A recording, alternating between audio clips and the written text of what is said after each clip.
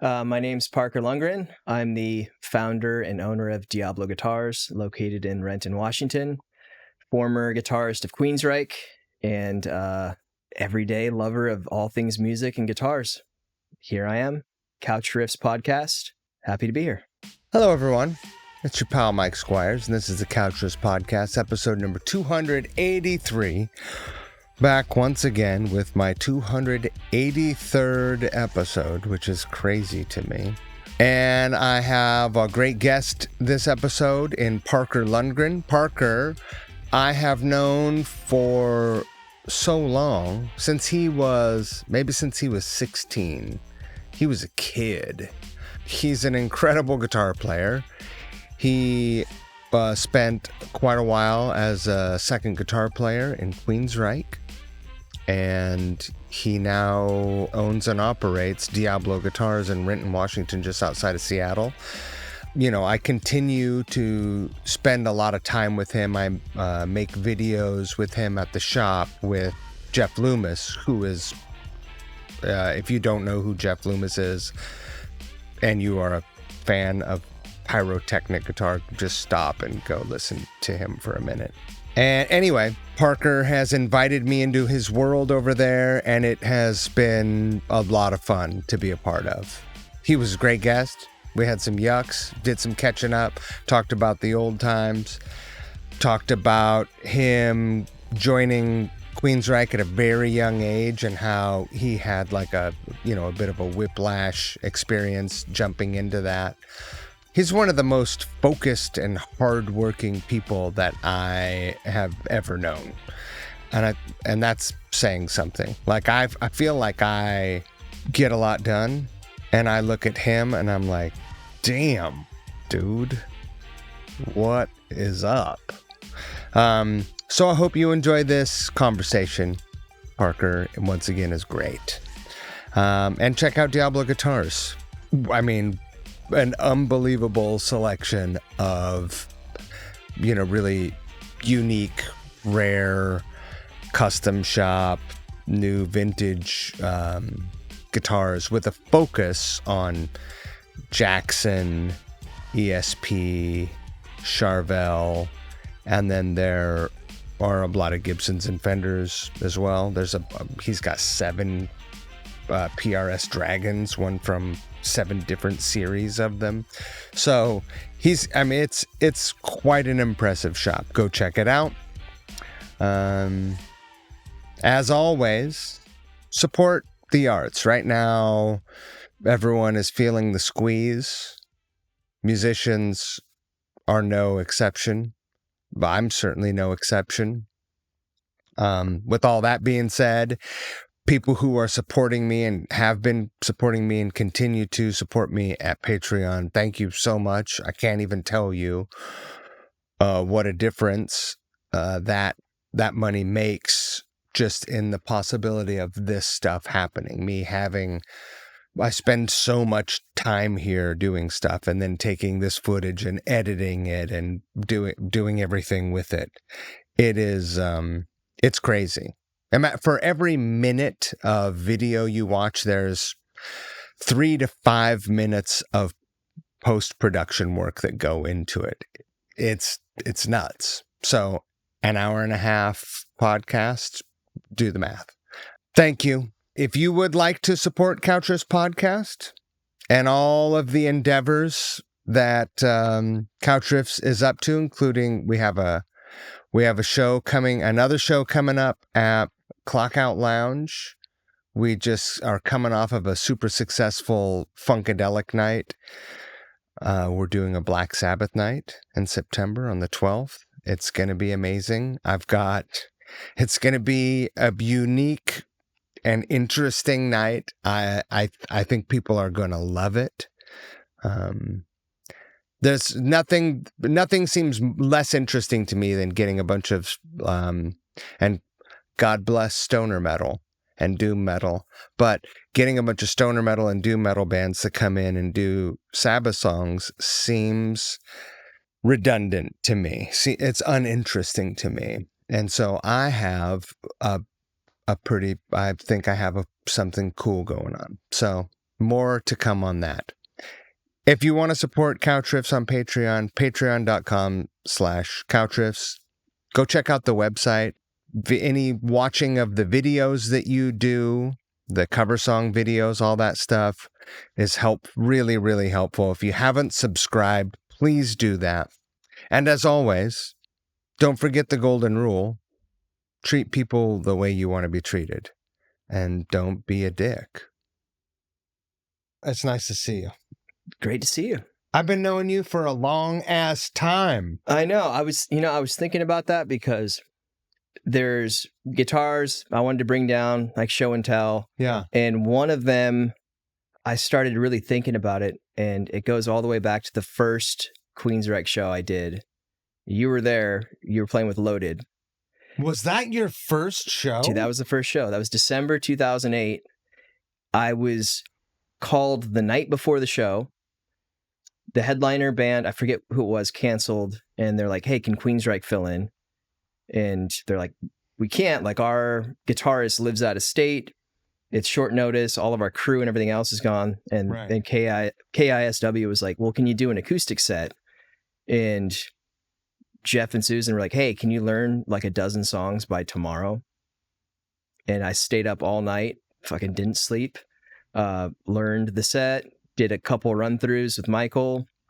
And then in the dressing room, was rehearsing with Michael, and we played the show that night. So that was the first one. I remember you in like practicing in there, but for whatever reason, I don't remember that being your very first show with the band. That's insane. Yeah, it was acoustic. And I remember there's like a couple instances that I remember a Gibson 3-pickup SG. And I remember there was one in the dressing room, which you have a dissatisfied look on your face because I know the backstory with that guitar.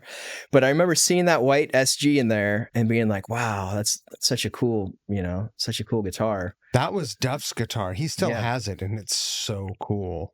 Yeah. And I remember there being some issue where like they gifted that guitar to Duff, and then you had an issue with a Les Paul or something, and they, I had, yeah. I like people that work at Gibson. I have friends that work there, but I have a tenuous relationship with the brand itself. Yeah. Obviously, I love Gibson guitars, but yeah, that still, I have a sour taste in my mouth about that experience. I bought 4 Les Pauls that year. Yeah. And, I'd say the love-hate relationship with Gibson, I have a similar one, and it's similar to like Harley Davidson as well. It's, it's like, I love the product. I absolutely hate like all of the issues that happen when you're trying to get something serviced, or they're trying to like talk you into some shit you don't need. Or there's that joke about HD. It's like, what does it stand for? What's that? Hundreds of dollars. Yeah. Every time you leave. Yeah. Every time you leave your house. Yeah. Right. And I worked there for like 3 or 4 months, and I saw the kind of the behind the curtain stuff. And which location did you work at? Lawless Harley in Renton. So. Is that the one where you guys played? Yeah. We rode there together. That's right. Before your show. Yep. Yeah. See, there's all sorts of like little stories that pop up. I'm like, oh yeah, like, yeah, you were there at that. So I feel all right. So let's go like this. The first time I remember seeing you, I mean, I was in Alien Crime Syndicate, so it was 22 or 3 years ago, probably 23 years ago. Does this timeline sound right to you? Were you working at Guitar Center in 2002? No, but Alien Crime Syndicate played in Port Townsend, which is where I'm from. Yeah. And I had a punk band called the Nihilists. And yeah, and we opened. All right. Yeah, there was a guy named Brett Pemberton in Port Townsend, and he would put on shows, and he would bring, some somewhat like bigger acts, at least for Port Townsend. Mm-hmm. And yeah, Alien Crime Syndicate, I remember it was a big deal when they played there. And so it was like the Eagles Club or something, yes, right? Yep. Exactly. I think we might have done an in-store that day at Quimper Sound, Yeah. which our friend James owns and operates now out there, which Yeah. is funny. I remember that show. I don't remember much else. So let's start there. Yeah. You're from Port Townsend? Yep. Yeah. So my whole family lives in Port Townsend for the most part and goes back like 5 generations. So like Wow. great grandparents, so yeah, most of my family still lives there. I visit, any chance I get. And it was a cool place to grow up, very music oriented. There was the Centrum Jazz and Blues Festival every summer where some of the greatest players from all around the world go there. And it's like a super hardcore, in-depth, like clinics where you're getting lessons one-on-one from all these amazing musicians. So growing up there, I didn't realize that I was spoiled. I would go to that every year. And so learn jazz guitar from all the greats and, How cool. Yeah. And so that was a pretty cool way to come up, And that still goes on there. I highly recommend it for anybody that wants to find some inspiration. I could use some guitar lessons. I mean, the cool thing is it gets you out of your shell if you're used to playing the same sort of stuff, because there's like fiddle tunes, which is like folk, there's blues, there's jazz. And so if you're kind of, finding yourself playing the same stuff over and over again, it's like it forces you to to do that, which, yeah, I think I could definitely use some of that. But yeah, so from Port Townsend, moved to Seattle, played in a bunch of random bands you've never heard of.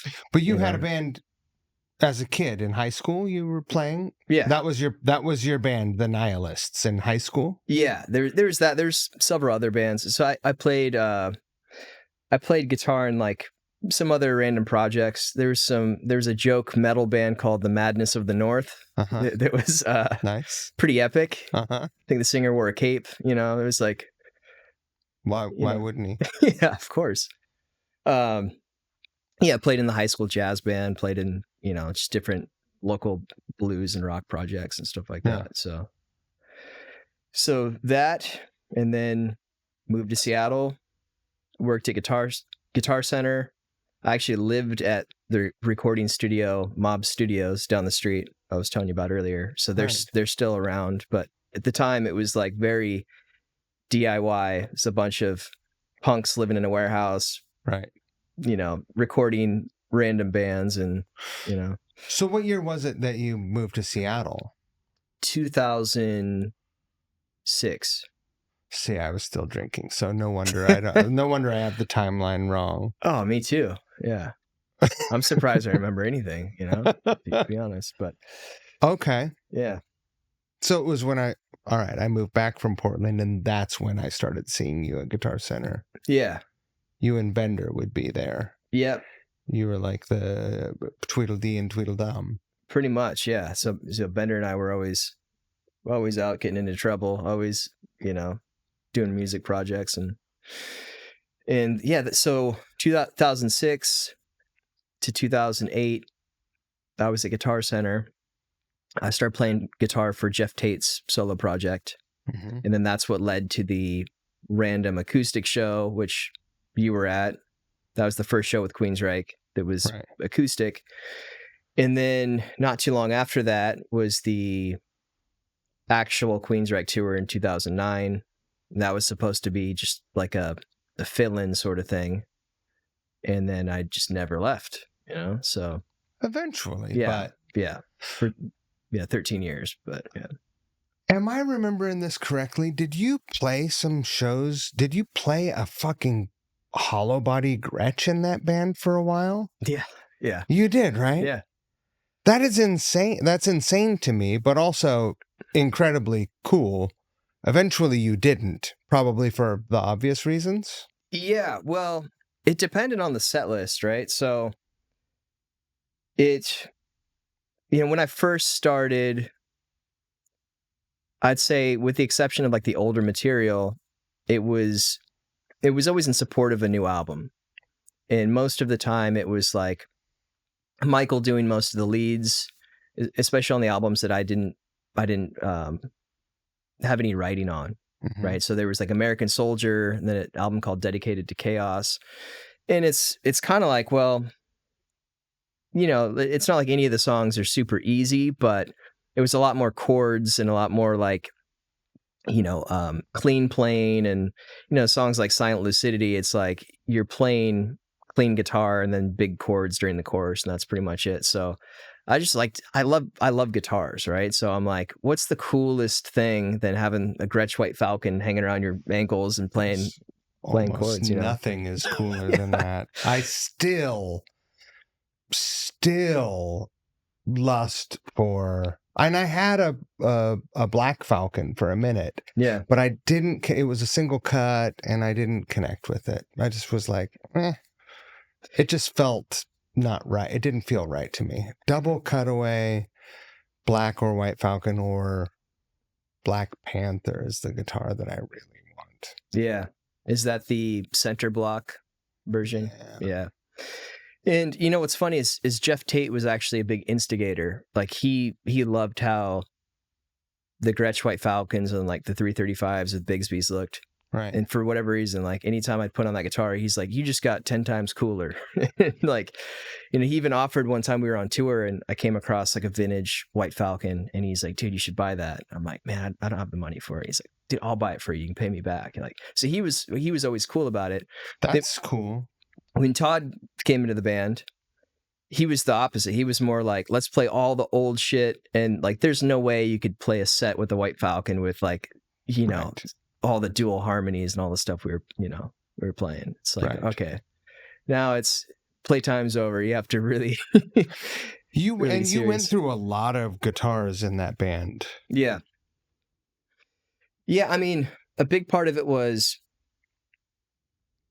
you know, different tools for different jobs. So there'd be different, we would do a lot of like albums in their entirety and stuff like that. And the other part is, you know, endorsements. So kind of like what company is going to support me the most as an artist.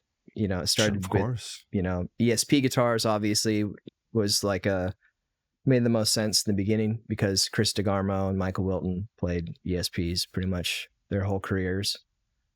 And then you go to NAMM, people promise you the world. Right. Doesn't always end up that way. And so I think you played Dean's for a minute. Yeah, I played Dean for about a year. And I did the Gibson thing, but those are more like loaners that, you know, artist pricing. Right. It's not quite the same as like, oh, here's some free guitars for the year, you know. Right. Here's your allowance of 3 guitars. Yeah. This year. We'll build you a custom. The ESP is pretty cool about that stuff. Yeah. And yes, they were great.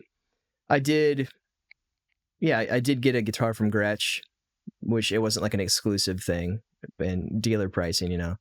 And then the biggest, I guess, like realization was I played in one other project the whole time I was in Queensryche, and it was some of the guys from Nevermore. It was a band called Ghost Ship Octavius, and the guitar player was the artist relations guy for Comparison Guitars, and I never really played them. And I remember rehearsing, and I had a Gibson SG at the time, and just being like, well, shit, I can physically play things on these guitars that I can't play on my SG. It's like, right, if your guitar is literally holding you back, then that's it, you know. Sure. Stop trying to look cool and play the right tool for the job, right? And so it's fun to make fun of those funny fan fret like headless guitars, though. Yeah, let's be honest, for sure. And they had some models that were fan fret and stuff like that, but yeah, I would try to stick to the more, you know, like the shapes that conventional looking, right? Yeah, and yeah, so I used those for like I'd say the last 5 or 6 years I was in the band. So. But you also had a signature model for a minute. I remember when that came out, and I was just like, good for Parker. Yeah, and that was an interesting thing because it was a UK-based company called Fret King. Right. And they never really got off the ground. Like, I know there's a few distributors in the US, but it didn't really take off like like I was hoping it would, or like they thought it would. And they were really cool. They made me a 3 pickup SG and a double neck. So black. A double neck. Yeah, dude. It's a That's cool. signature model. So black with the 3 pickups, 12 string and 6 strings. You have 3 pickups per neck on both of those, and it was a lot of pickups. Yeah. It's Carina woods. It was lightweight. Yeah. Yeah. And I still have that guitar. So that's awesome. yeah. So that thing's really cool. And it actually became the brunt of a long lasting inside joke because my guitar tech, Gino, who's from South Carolina, hated having to restring a double neck all the time. I teched a show last Friday and Yeah. there was a double neck with a 12 string on it and it was awful. Yeah. And so looking back now, I get it. I was some shithead kid, and he's like, but the thing that he would say when I wasn't around is he'd be like, big stupid guitar. And so like, it just became this like big stupid insert, Right. whatever. And it just became a thing we said on tour. Like, Sure. even now I saw Todd for the first time in like 5 years. And it's like one of the first things he said is like, big stupid guitar. It's like this,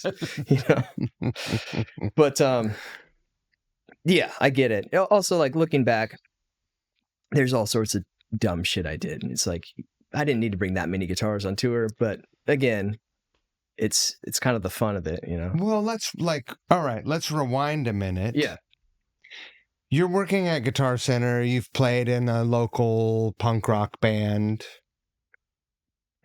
And all of a sudden you're doing a tour with Queensryche. Do you remember how you were feeling like on the eve of leaving for tour, or like you did that the KSW show? It's an acoustic show. I think you guys did a short set, right? Yeah, it was like maybe 10 songs and it was all acoustic. Right.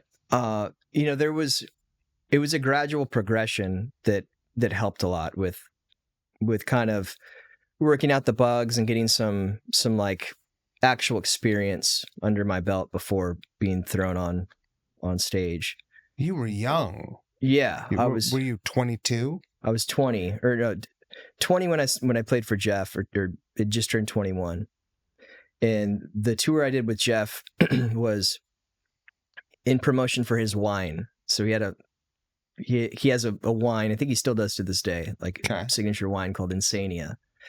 And so it was a tour playing a mixture of his original songs and some Queensryche classics, mostly like B-side stuff, not, playing like Right. the hits and stuff, and some covers and that sort of thing. And I want to say there was maybe like a 2-week tour. We played like, wineries and some kind of club shows. I want to say a couple of House of Blues or something like that. So that was a good experience, and kind of learning how to learn songs in depth and like come prepared to rehearsal, and make sure that like you got to know both guitar parts, you got to know what everyone else is doing, and be able to like, change things on the fly.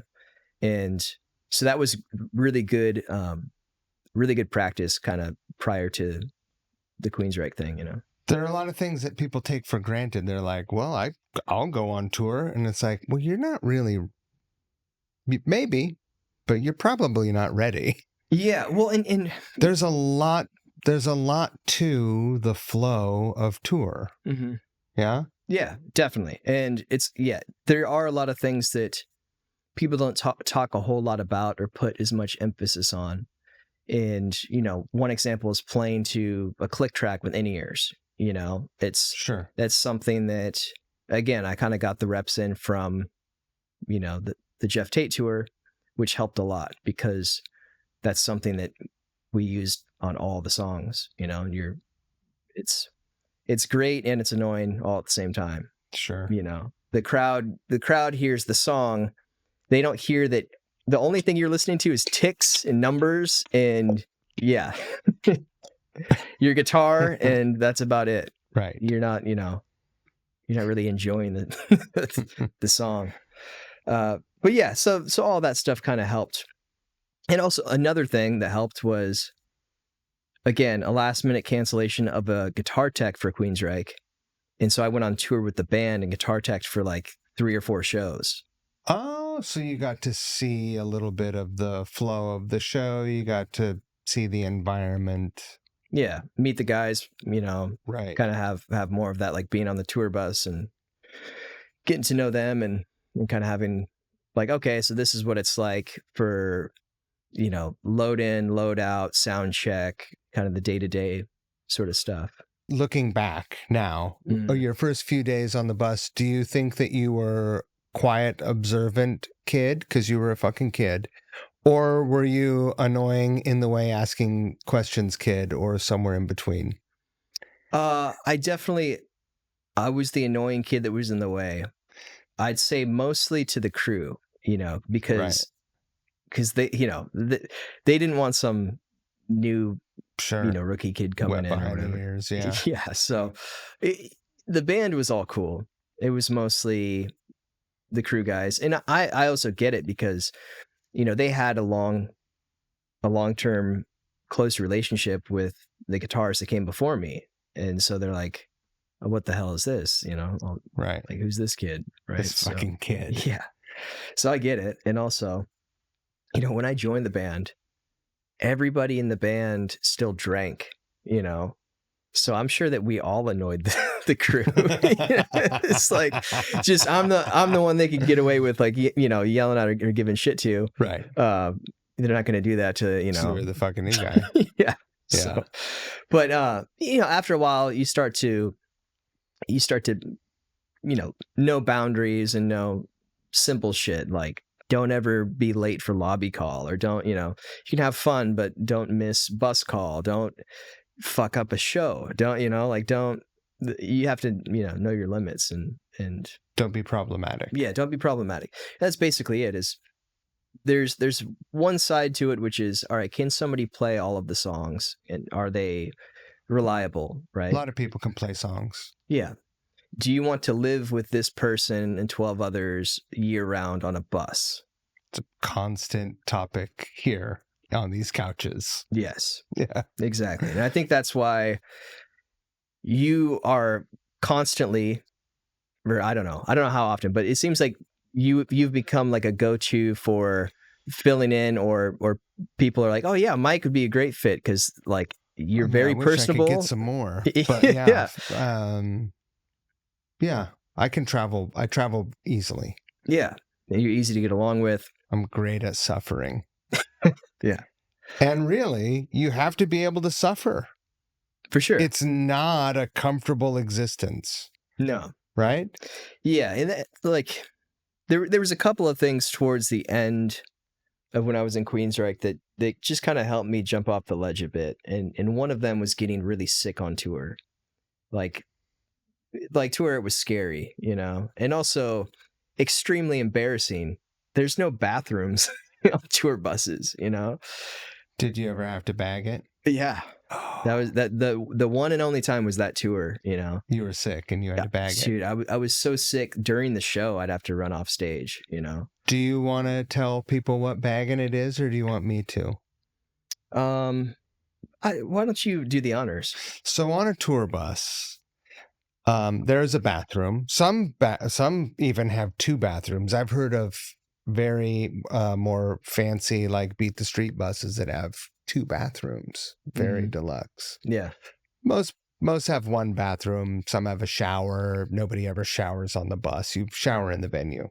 Anyway, you can do a number 1 in the toilet, but you are never to do a number 2 in the bus toilet.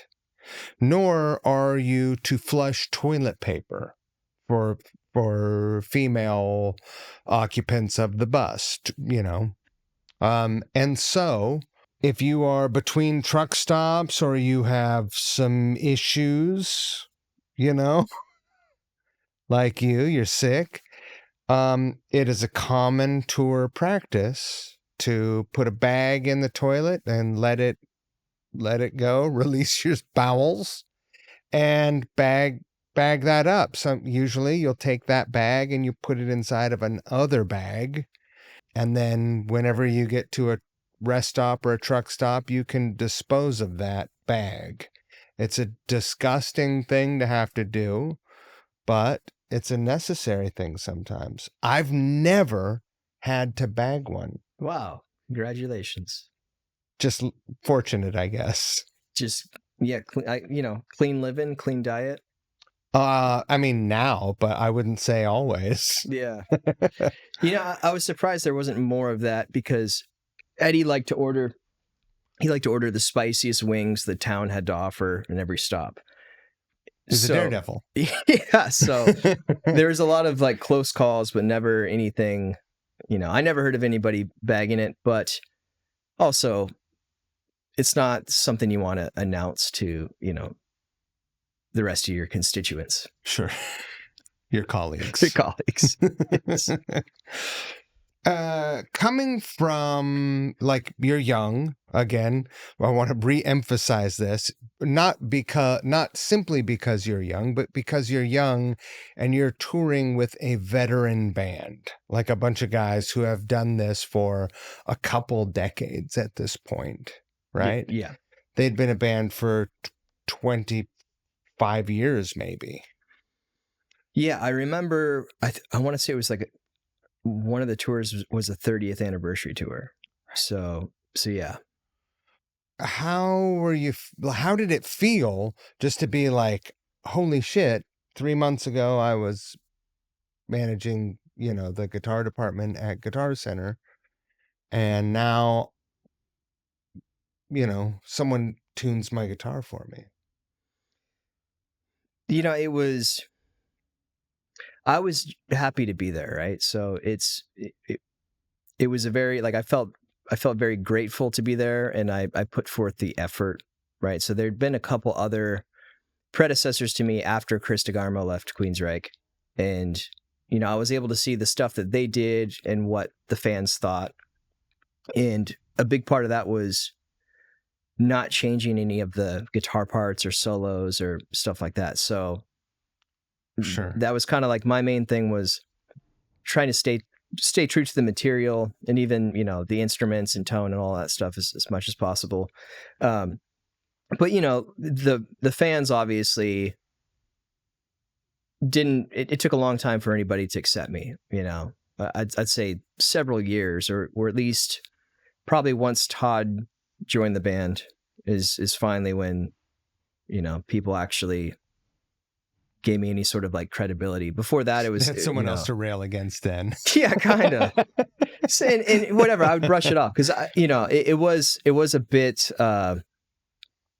It was a dream come true to be able to play guitar for a living. Like, that was forever, like, my main goal for a long time, and it was something I never thought would be possible. It's the odds of that happening were very slim. It doesn't matter how good you are at guitar. It's like you have to be right place at the right time, and you also have to be somebody that they want to have around, and you have to kind of build friendships and get along with everyone. And yeah, it's a very, there's a lot. There's a lot to it, but yeah, I was very grateful, and it was it was a great experience. It's good to see the world. I've probably been to 60 countries, something like that, Right. So and I know that you have too, you've done lots of touring. I continue to, have my mind blown by where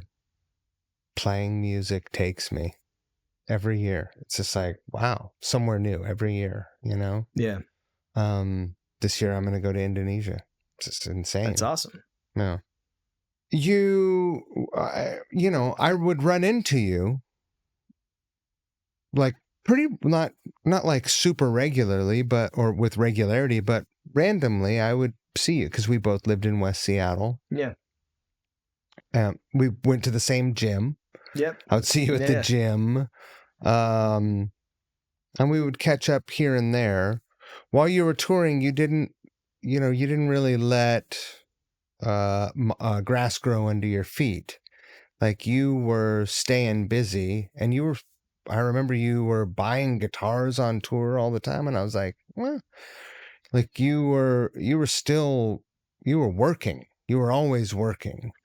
Yeah, well, there's a difference between starting a band and owning it and it being successful and then being hired for a position, right? So I know it. Yeah, right? It's the hired gun gig. So, I would get paid weekly on tour, but then there'd be like, sometimes a year gap where, all right, now you're in an album cycle.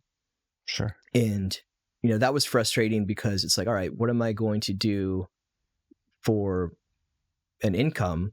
Meanwhile, there's pressure to songwrite and be there for recording and everything else. So, I would do a few different things. I would teach guitar lessons. I taught at a music school.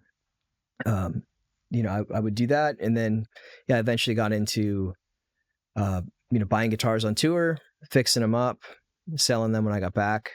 And that was, it's obviously something I still do to this day. But yeah, on tour, it was interesting. And that kind of happened more towards the end of my career with Queensryche. And it started to be successful, but it started to be a problem on tour because it wasn't a guitar or two. It was like, hey, nobody can sit anywhere because your fucking guitars are filling the bus up full of. Right. Yeah. So it was a hustle. And then if there was a day off, I'd have to use the day to ship all the guitars back to Seattle or, Would you ever fill your bunk with the guitars and then sleep on the couch in the lounge? There's times where I slept with the guitars in my bunk, Wow. It's a little weird. But, I think part of it was maybe like I don't know if I want to say jealousy or what, but I would get some grief from some of the guys, right? About the guitars taking up space. But then it'd be like a few days later, like, oh, everybody bought electric scooters and now those are on the bus. It's like, right. Okay. So it's, not a mutual thing here. But yeah, I mean, I think it's good. It's good for everyone to need to work, right? So it's almost like trust fund kids or something that like, right. They don't have anything they're actually working towards, where it's like there's an unlevel playing field. Yeah. And so I think being in a band that's notable, but meanwhile not letting it get to your head, not letting it affect your work ethic, and still having like a hunger and drive to like need to succeed and pay your bills and explore other options was good for me. Do you think and I can say I definitely, even though I'm like have always been self-deprecating and a fool, do you think that there was ever a point where you did allow your ego to get filled up? I would say that I relied on the identity of being in Queensryche too much. And where it really became real, I would say, is in 2020 when, all right, there is no more band. Like, you need to move. You can't live on Alki Beach anymore. You're going to move to Kent. You're going to start over. What are you going to do? Your neighbors don't like you. They've never heard of Queensryche. Right. They don't want you around. Like it became a very humbling experience, and it's almost like an identity crisis. And that made me more self-aware that like, oh, you can't name drop your way out of this one. It's like, it was a very humbling experience. And even, even when I quit drinking, that was a similar experience as well, where it was like, nobody cares that you're in a band. Nobody, it doesn't. When did you matter. Quit drinking? That was 2018, 2017, something like that. It was like 2000, probably 13 when we were seeing each other at the gym, 13, 14. Yeah. You were definitely still drinking then. Oh, yeah. I was probably drinking at the gym. Yeah. But it's good to see you like clear, like your skin is clear, your eyes are clear. Yeah. I definitely remember moments seeing you and thinking, fuck, come on, kid. Come on, man. Yeah. You know, You probably know? the same shit that people thought about when they saw me, 5 years earlier. Like, dude, get it together. Yeah, and it's tricky, because when you're on tour, every night's a party to somebody, right? Sure. So it doesn't matter who in the band or crew has their guests that come backstage. Everyone, it's their night to unwind. Like they want to have fun. There's always, free booze and beer and food and, all that stuff. And so it just becomes a thing that, you get in the habit of doing. And it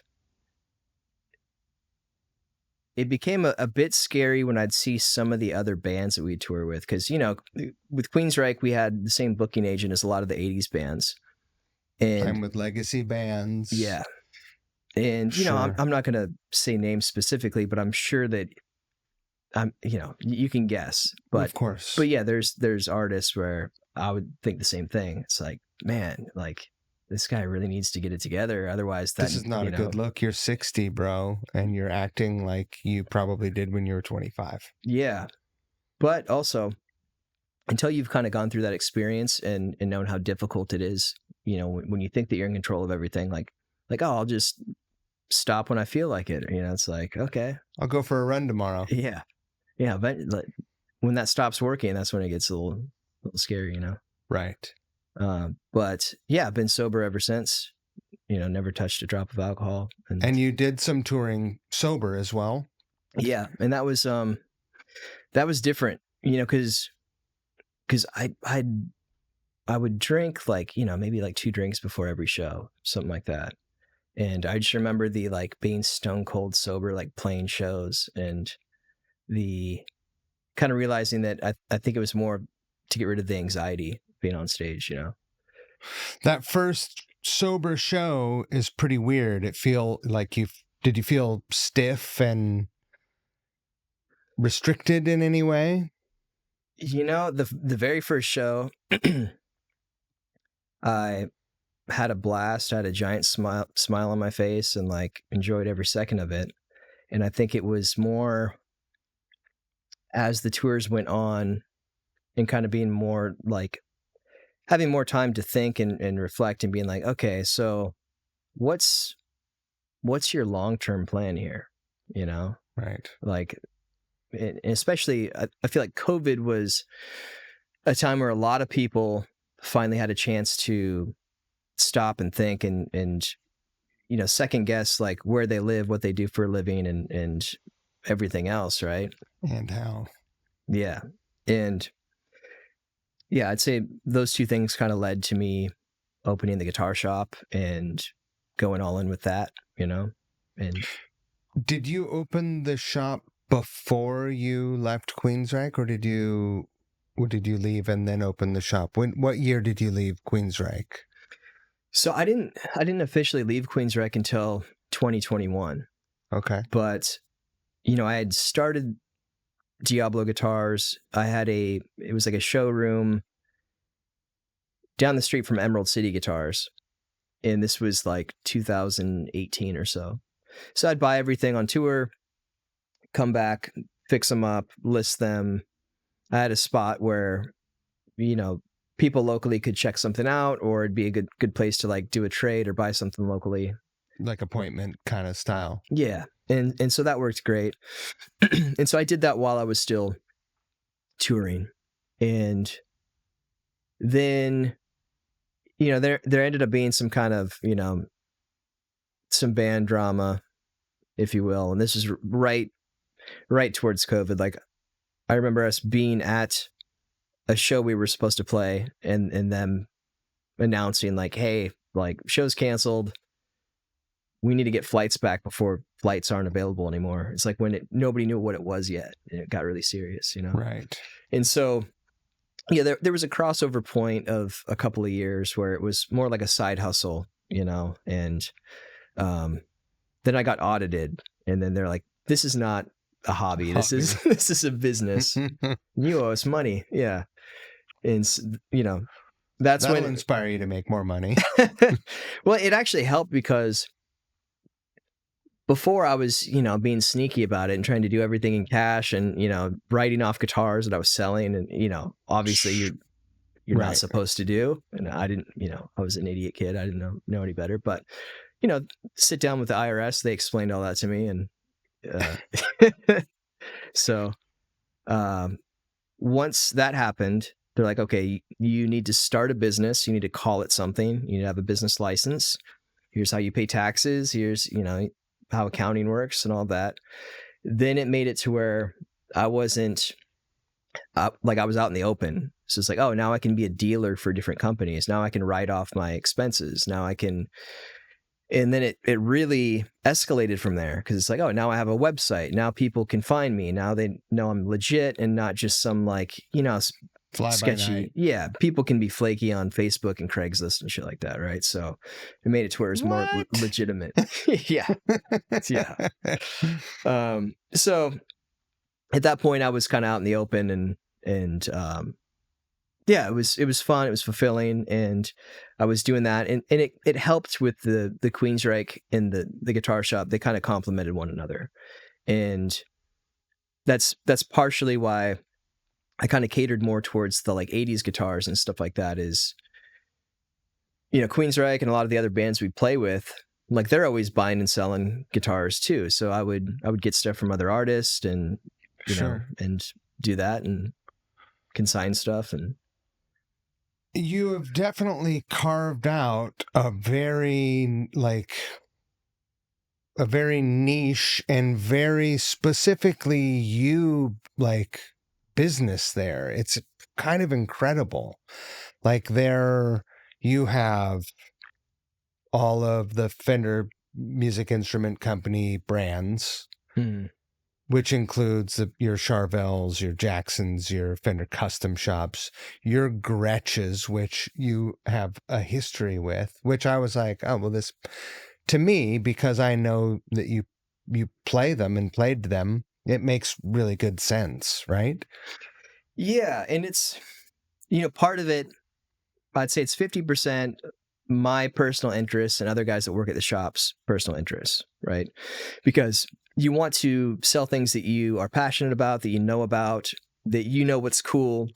Right. And so that definitely helps, and it helps you to sell things that you genuinely stand behind, right? Right.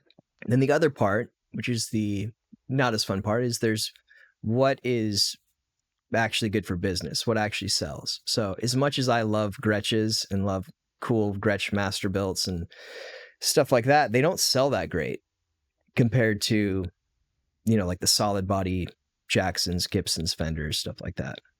But I still buy them. I still, because you love them. Yeah, because I love them. And at the end of the day, say everything falls apart, nobody likes guitars anymore, the business goes under. It's like, all right, well, I'll keep these ones then. So that's always my kind of fallback, is like, all right, is that something that you would want? If push comes to shove, you have terrible taste, nobody agrees with you, like, do you still want that guitar? And it's served me well. There's been a few things that, maybe I will have forever, but what's the worst decision you've ever made? And you don't have to incriminate yourself or do any weird thing like, but what's, as far as gear goes, what's the worst decision you've ever made as a guitar shop owner? When you buy something that's fake, like a really well done, fake vintage guitar. There's one that I still have to this day, which it's a 1968 Fender Telecaster, which that guitar itself is worth maybe $7,000 to $12,000 depending on condition and color and whatnot, right? There's a 1968 Paisley, pink Paisley Telecaster that's worth $20,000 to $25,000. I was sold a guitar as if it was a pink paisley guitar, but what it actually was a 68 Tele that somebody added the paisley to. Conversion. Yeah, so it's fake. It's equivalent to like a refin. And it was my first time ever seeing a paisley in person. So that means it's worth $5,000, and you paid 10 for it. I paid more than that. I thought it was a $20,000 to $25,000 guitar, and so I'll probably have. Yeah, I can always sell it and take a loss. I hate to do that, but that's probably the worst that we've had, and I know plenty of other dealers that have way worse stories. Buying a like fake burst, right? Like guitars. For those that don't know, guitars get up to like $500,000 that aren't even celebrity owned. It's just like that's what that guitar is worth, right? And I have close friends that deal, I wouldn't say exclusively in bursts, but the very top of the food chain guitars, and even they'll get some weird stuff and have to get out from under it. It's the vintage guitar world it can be a very shady place. It seems stressful. Yeah. How many, since that experience, how many things have you held in your hand as someone looked you in the eye and they were like, this is such and such, but it's not? Is that common? Yeah. Happened last week. Happened 4 times last week. 4 times. Yeah. Do you think that people believe it because they were told that it was, or do you think that people are trying to get over? I think it's I'm not sure the exact percentage, but call it 50-50, right? Like they were sold something, they were told a story. And, for one of the guitars, I can tell he genuinely believes it. I talked to him on the phone a few days ago, and he's, I'm like, hey, I'm going to send this back to you. It's not as advertised. And I can tell that he 100% believes that it's legit. Right. And yeah, a lot of times they buy something and they're told one thing, especially at vintage guitar shows. It's like the Wild West where stuff will change hands 3 or 4 times in the course of a day. It's like somebody will walk in with a vintage guitar that's really valuable. The first person at the door gets a crazy deal on it. He flips it or trades it to another dealer for something that he really wanted. That dealer's like, oh, I know the guy that'll pay top dollar for this. And he'll, it'll change hands several times. Meanwhile, the first person that bought it is not knowledgeable with that particular guitar. He didn't vet it. He didn't take it apart. And so you've got a dealer promising another dealer that it's all straight. And until somebody actually takes it apart during the chaos of a guitar show where you have people nonstop, it's difficult to do every time. And so what happens is you get everything back and then you take it apart. Yeah. And then you find out the bad news. So it's really like risk versus reward. You have to do due diligence any chance you can. Right. And as a dealer, if you mess up, it's on you. Like you can't pass that on to a consumer or another dealer. It's like your reputation is everything. Sure. And so you have to be completely transparent when you sell things. At least we do. I can't get $2,500 for that paisley. Yeah, I might get desperate enough for it, man. There's a small chance I can get out from under it, and here's why. And it's actually an interesting story. So, do you know Joe Reggio? Yeah. Okay. Oh. So Joe apparently right now he was commissioned by Keith Richards to do a Telecaster, like an exact replica of his 68 Tele, and I'm like, hey, I got just the one for you, bud. Like turn this into the replica, right. At least then if I'm going to take a loss, at least it's going to Keith Richards and a cool story, It's right. like, all right, give me some sort of shout out Keith's or something. Got a budget. Yeah, it's right. Yeah. I mean, that's somebody that has a crazy guitar collection that I don't think anybody really can grasp someday. How many Jacksons do you think he has? How many Jackson Kellys do you think he has? -2. I would love to see him playing like a Dean ML, like a man. Here's the other part that's great about some of the guitars that we deal in is that I don't have any emotional attachment to stuff like that. Right. Like what I get actually attached to are vintage guitars that seemed like they were untouchable my whole life. And then once I finally get one, it's like this very, it's like a religious moment. Right. And something that has, dime bag, slime bag, lightning bolts, sparkle, graphic, whatever. I'm like, it's cool that it's a rare thing. And somebody like, it's cool to find the one person that's been looking his whole life for that to finish his collection or whatever. But I don't get like, oh, I'm going to regret this someday. You never feel tempted even for a moment by those things? I'm tempted by fucking everything. No, so it depends, man. I definitely have some guitars that as I sold them, I was like, I will regret this someday. And I do. And I, even in the moment though, it's like, but this needs to happen for the business. This isn't for you so that you can buy more guitars and so the business continues. If I owned a guitar store, I would be out of business in a matter of weeks. Yeah. Well, I am so irresponsible. Oh, me too. But that, it's kind of how this all started.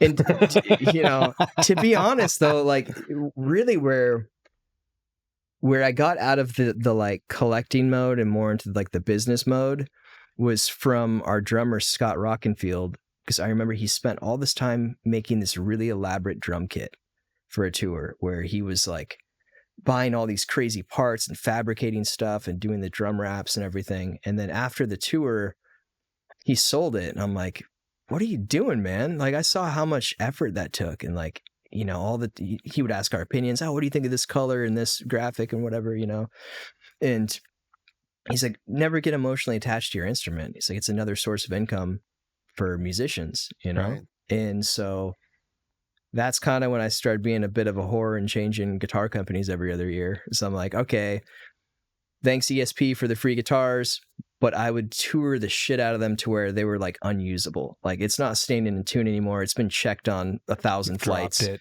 Yeah. And so it's like, all right, it's going to hang on the wall with the signed set list and somebody's, man cave. And there's still a couple ESP guitars that I lust after. What's that? I want a Viper bass. Okay. A real one. I want a nice one. Like a custom shop? Well, or just, not a LTD. Yeah. Or a Jetstar bass, full scale Jetstar bass, right? SG looking bass, but the Gibson SG basses, I don't think they're just not as cool as SGs. Yeah, they're the short scale, right? Yeah. EGO or EBO. Yeah. Right. Yeah. I mean, yeah, we come across those all the time. We get you eventually get to the point where you've got like two Rolodexes, right? You've got the people that are offering to sell you stuff, and you've got the people that are looking for stuff. And if you can, as frequently as possible, minimize your risk by buying stuff that you have a buyer lined up for, then that is really when everything catches fire and really starts to like escalate. What percentage of your business do you think is buying and selling guitars that never actually hit the sales floor or the website? There's got to be a pretty big piece of the pie, right? 20%? 20% might be a bit excessive, or might be a bit of a reach. I'd say at least 10%. Yeah.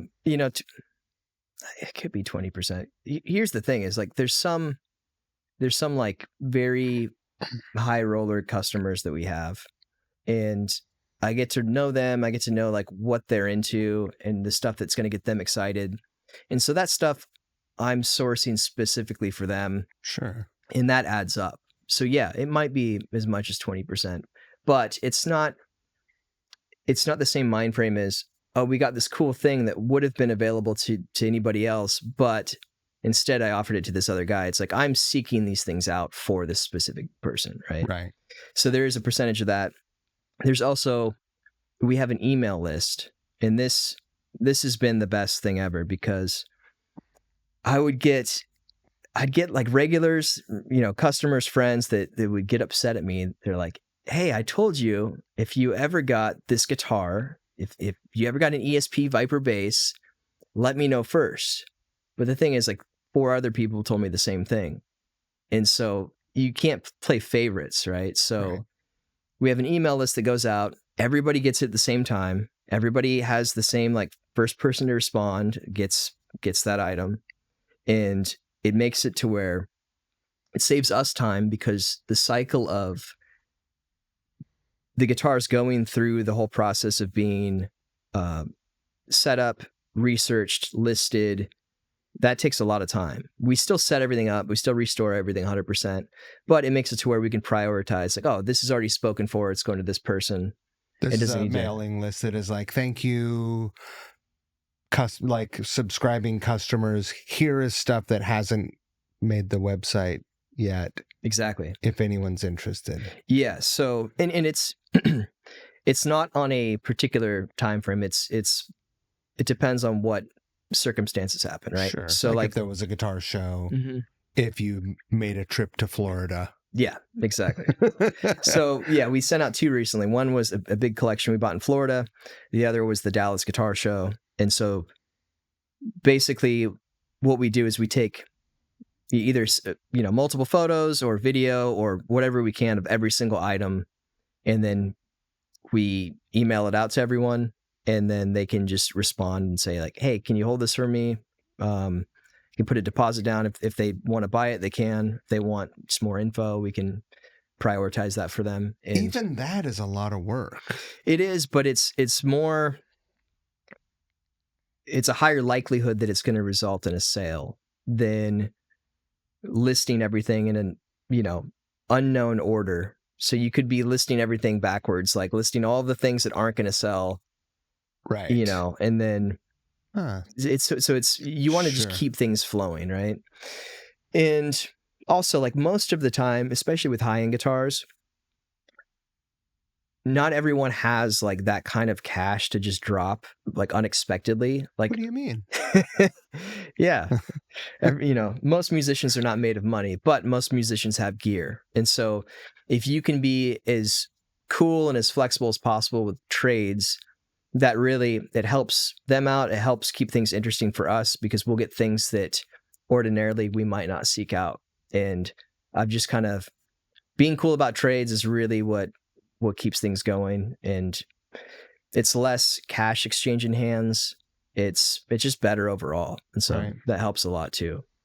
But yeah, the email lists have been phenomenal. And for that, you just go to our website, diabloguitars.com. At the bottom of the page, there's a prompt, put in your email, and you're added to the list. That It's easy. been really awesome watching things grow over there. I've got to come down and be a part of making videos with you and Jeff Loomis, and I've become better buddies with Loomis. Yeah. Like, we stay in touch. He's gonna, I guess I'll talk. He's gonna play my Sabbath night, Nice. which is amazing. It's incredible to watch what you're building over there.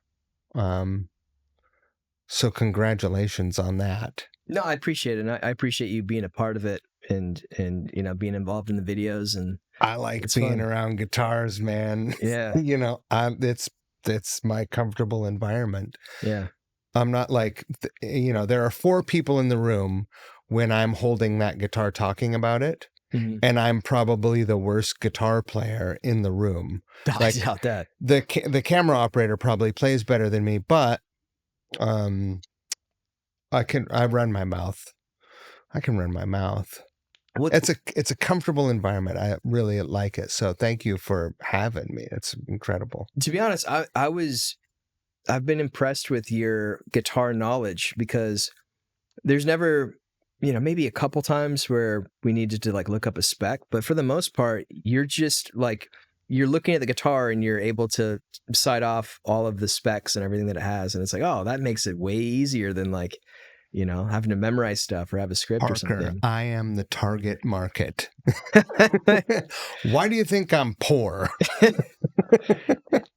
Yeah, you say that, but how much music gear do you have? I have a lot of shit. Right? Yeah. I do have a lot of shit. And I've owned a lot of stuff and turned a lot of stuff over. Mhm. So, that's why. And worked in guitar stores. Yeah. And music gear, well, with the exception of like technology-based stuff, it seems to continue to increase in value over time. Right.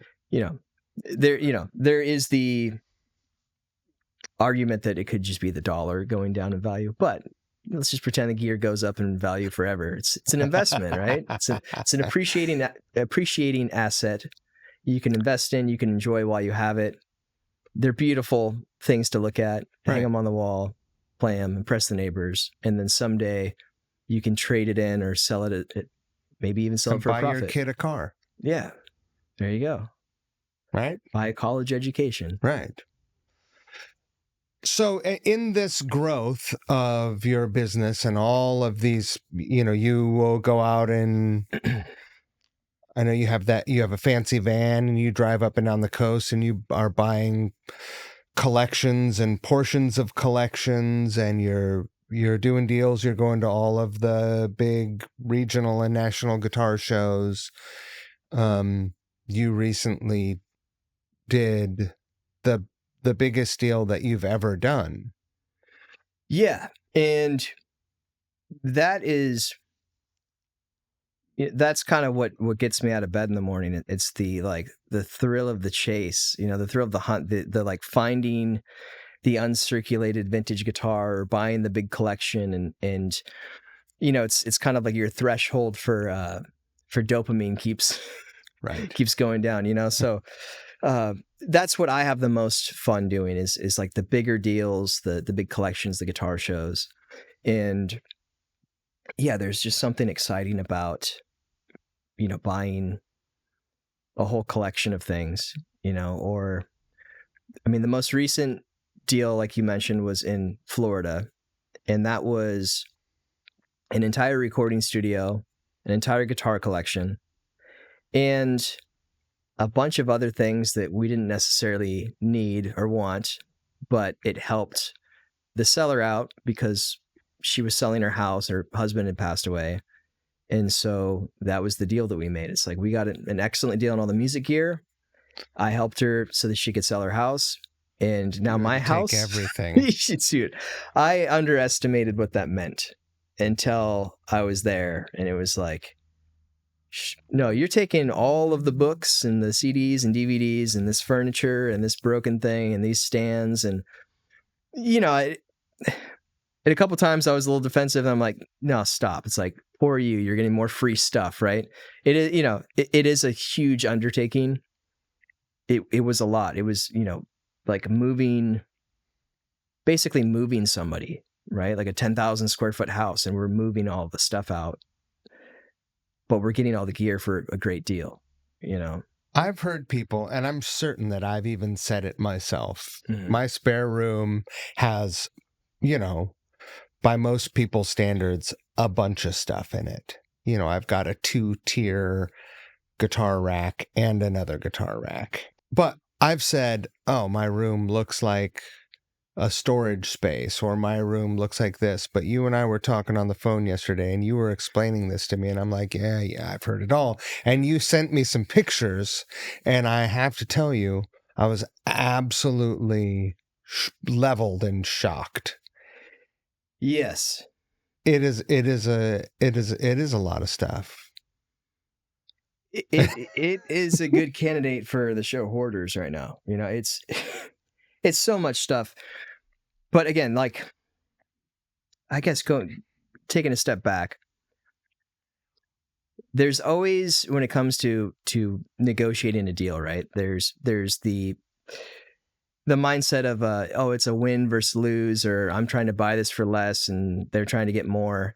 Most of the time it's things outside of the actual deal that you're focusing on that matter the most. So once I got to know this person and found out that she's by herself, I felt really bad that she had this huge burden that her husband had built this recording studio into their house where, you know, it's a Neve console, like a straight up $100,000 Neve console wired throughout the house with snakes.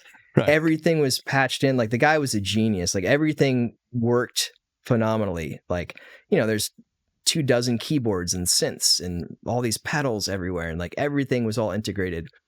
And how overwhelming of a task it is. Like she tried to hire a couple people to help her sell the stuff. And like, if you were to try to sell those things on Craigslist one at a time, it'd take you 10 years, you know? Right. And so the deal was, I basically gave 4 options. I'm like, all right, option 1 is I will buy just the guitars for this amount.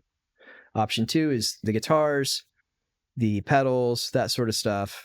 Option 3, the recording gear. And then option 4, I will take everything out of your house that you don't want in, you know, in exchange for buying all the gear for this price. And she's like, option 4. And I'm like, okay, here we go. Wow. So it wasn't like a... So did you have to get a storage container and load that up and have it shipped across? That would have been smart. That would have been that would have been the right option.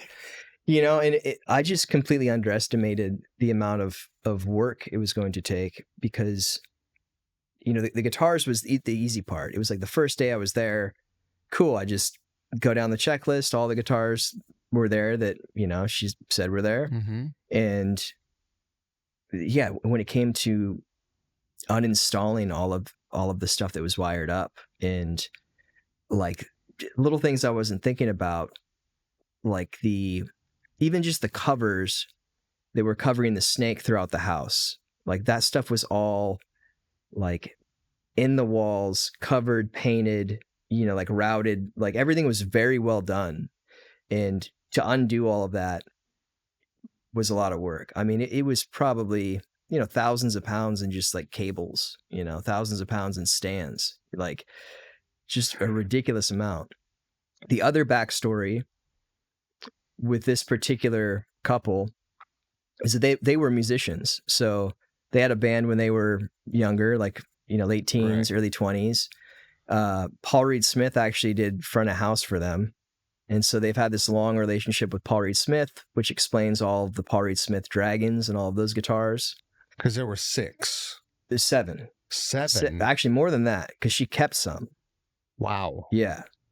So I think he had the entire collection of Dragons. And then we weren't even supposed to get those. It was like, she's like, I'm keeping the Dragons because that's another $250,000 worth of guitars, right? Right. And, you know, I tried to push for consignment and she's like, no, I'm not going to like let these go with some stranger across the country. Right. But once we were there for a few days and really got to know her and, you know, she was super sweet, like make us breakfast and dinner and, you know, had some great long conversations and stuff and kind of built up that rapport and trust. And she eventually was like, all right, I'm going to keep these ones because these are sentimental. She has the only Dragon ever owned by Santana. So she's keeping that, which that's going to be worth a fortune someday. Right. That's pretty cool. Yeah. So that, I'm like, I understand that one because who knows what that's even worth, right? Right. She kept the double neck Dragon, which I was a little sour about. That's my favorite one. And then she kept one that Paul Reed Smith built for her husband. Hang it next to the big stupid guitar. Big stupid Dragon. Its wings. Yeah. Yeah, I like big stupid guitars. I mean, that spinning double neck, you know. Dude, that was there. something. Did that sell? It did. It did. Holy mackerel. But the guy immediately had buyer's remorse and asked if we would buy it back. So you have it again? No. I'm like, dude, I don't.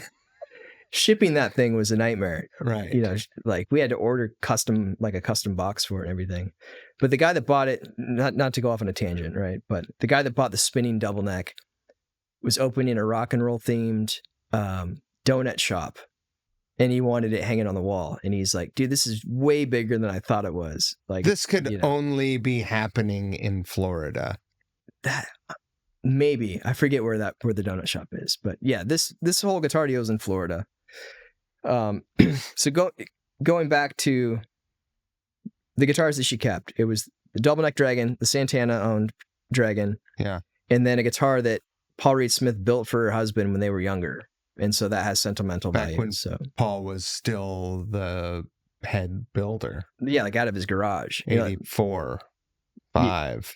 Wow, that's cool. Yeah, so she kept those, consigned the rest of the Dragons. So we have them, and kind of my promise to her was we're gonna do this at the shop sometime soon, but get some glass cases for them, make it more kind of a exhibit, almost like a museum type thing, and just take care of them, because the prices that they are not super. They're not going to fly off the shelves, right? But she wants to at least get their money out of them, like what they paid for them, which her husband, who passed away kind of towards the end of his life, seemed like he was buying all the things that he never did when he was younger. So he was, buying all the guitars he always wanted. And that's a big kind of part of our business is people that want to relive their childhood. They want the James Hetfield guitar they saw on stage when they were a teenager, Well, that's why like a lot of 80s guitars are so popular now, because people that grew up in that era can actually afford them now. Yeah. And that's been kind of our main, like our bread and butter. I'm scared for future decades where guitar is just not cool anymore. Like, is that going to become a thing ever, you think? I don't think people have been talking about that forever. Yeah. Oh, rock and roll is going to die. Rock music is going to die. But loud, dangerous music will, I don't think, ever go away. Yeah. Maybe if we bomb ourselves into non-existence, we'll refer back to animal skin drums and, elk horn horns. Yeah. But the electric guitar is here to stay. Speaking of electric guitars, yeah. I've been staring. We have 2 incredible classics and then 2 pretty unique things that you brought for show and tell. Yeah. Do you want to show them off? Yeah. I'll start in reverse order, because we were just talking about the deal in Florida, right? So the collection of Dragons, there was 10 in total. We got 7 of them, and this is my favorite one. And so I didn't want to bring all 7 down, but I brought one of them. Wise. So it's the Single cut Dragon. And it's the only, Mike, it's the only one where the Dragon is mostly on the body. So there's kind of a transition. Like, it started off where the Dragon inlay would be on the fretboard. Then there was one year where it kind of goes on the body a bit. Then another year where it goes up on the headstock. And then just out of nowhere, the single cut, they're like, fuck it. It's just on the face of the body. So this is all abalone and mother of pearl and it's who knows incredible. What else. Yeah. And then the neck, you have solid Brazilian rosewood. Wow. So, let's see the back of that. Just little Paul signature there on the control plate cover. Yeah. Check it out. And for whatever reason, I always loved the necks when they do the rosewood necks. I think it's like, so that is one of my favorite guitars I've played in a really long time. And I don't know why it plays so good. It could be the solid rosewood neck, but it's out of tune. Yeah, I'm sure it's out of tune. But yeah. They know how to make a guitar over there. Oh yeah, definitely. I for people who don't know, I worked for Paul Reed Smith for 2 years, a year and a half, 2 years, and it was a joy. Yeah. Yeah. Visiting that factory is pretty incredible. It is impeccable and runs. There are 2 sort of parallel production lines. One is doing the S2 line and the other one is doing the core line, and then they sort of meet at the paint But I mean, the first time I went there, I was like, I'm sold. I want to work here. Yeah. And did you do like sales to dealers and stuff? Did you do artist relations stuff at all, or was it mostly? No. Yeah. I didn't do like they have a very capable AR staff there. Yeah. Very dialed in. Seems like that would have been a good fit, just because you know so many musicians and they have folks. They're dialed in Nashville. They're dialed in everywhere. Yeah. Like they do a good job. Yeah. I still have one PRS. I really like the DGT. That's the one model that I really wish I still had, Yeah. This is beautiful. Yeah. This So is that's what do you know what this blue what the blue is? I think it's whale blue Yeah. is that color. And for each dragon, there was like multiple colors that would come out, each year. That's a beautiful guitar. I can see why. I haven't seen the others, obviously, but I can see why that's your favorite. Get the mic. So this is one of the first guitars that I decided to keep. I'm kind of going back to the whole SG thing, right? There was the first show I did where you were there, and Duff had that SG, and then I was on tour with Queensryche when Richie joined Judas Priest, and when he first started playing, he was playing a white 3 pickup SG, and for some reason, like that, and also just being when I was a kid growing up, like always lusting after vintage guitars, and I played an 80s white 3 pickup SG on tour with Queensryche when Todd first joined, and the airlines broke it. And so that's when I really stopped bringing my own personal guitars on tour, and I just strictly did endorsements.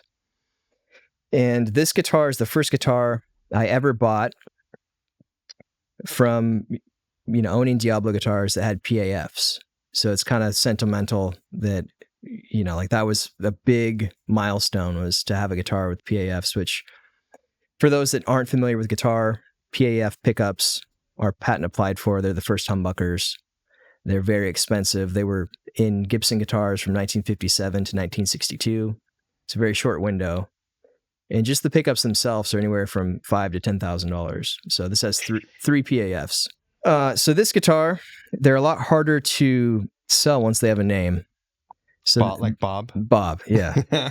So Bob is a one-owner SG. Whoa. And he had passed away. Somebody brought it into a vintage guitar show, and I bought it. It's 100% original. The case that it had with it was a chipboard case.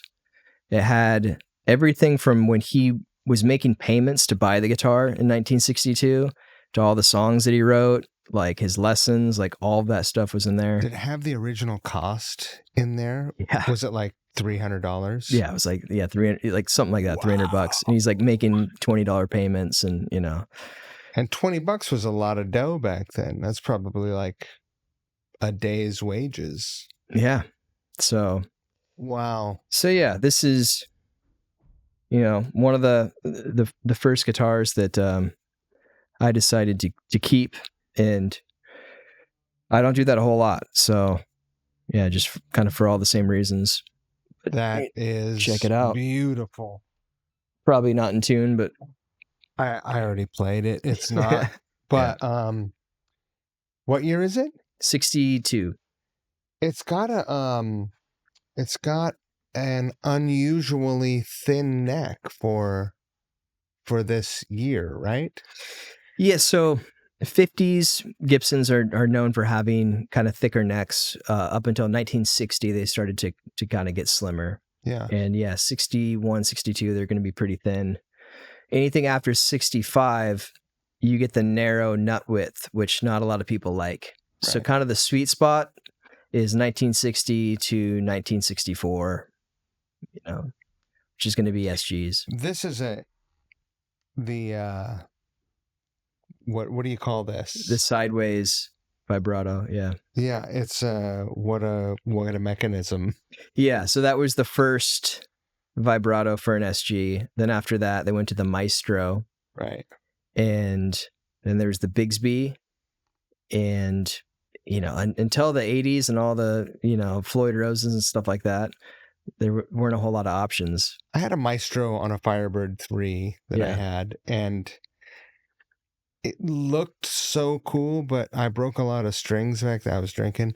I broke a lot of strings. I didn't know how to take care of a guitar, and it was just a fucking horrendous affair when you break a string.